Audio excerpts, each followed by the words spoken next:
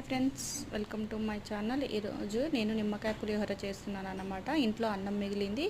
ఆ అన్నంని వేస్ట్ చేయకుండా ఇలా నిమ్మకాయ పులిహోర చేస్తున్నాను. మీరు కూడా చేయాలంటే ఇలా చేయండి. ఈ సింపుల్ ప్రాసెస్ అన్నమాట. ముందుగా ఒక కడాయి పెట్టుకొని అందులో సరిపడా ఆయిల్ పోసుకోవాలి. పోసుకున్న తర్వాత అందులో పోపు గింజలు వేసుకోవాలన్నమాట. శనగపప్పు, జీలకర్ర, మినప్పప్పు వేసుకోవాలన్నమాట. ఈలోపు మనము మిగిలిన అన్నాన్ని పొడి పొడి చేసుకొని అందులో ఒక నిమ్మకాయ, పెద్ద సైజు నిమ్మకాయ పిండుకోవాలన్నమాట. మీ రైస్కి తగ్గట్టు నిమ్మకాయ పిండుకోండి. చూసారు కదా, పోపు ఫ్రై అయిన తర్వాత అందులో కొన్ని పల్లీలు వేసుకున్నాను నేను. ఆ పల్లీలు కూడా ఫ్రై అయిన తర్వాత మనం పక్కనే కట్ చేసుకున్నటువంటి ఒక 4 పచ్చిమిర్చి, కొంచెం కరివేపాకు కూడా వేసుకోవాలి. వేసుకొని ఒకసారి ఫ్రై చేసుకోవాలి.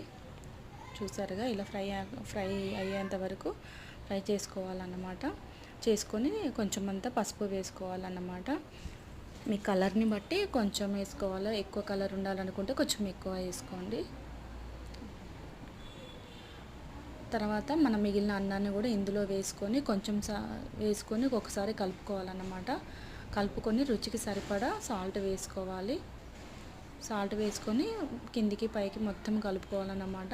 పోపు కలిసేంత వరకు కలుపుకుంటే సింపుల్గా నిమ్మకాయ పులిహోర చేసుకోవచ్చు. మీరు కూడా తప్పకుండా ఒకసారి ట్రై చేయండి, చాలా బాగుంటుంది. అలాగే మన ఛానల్ని సబ్స్క్రైబ్ చేసుకోండి.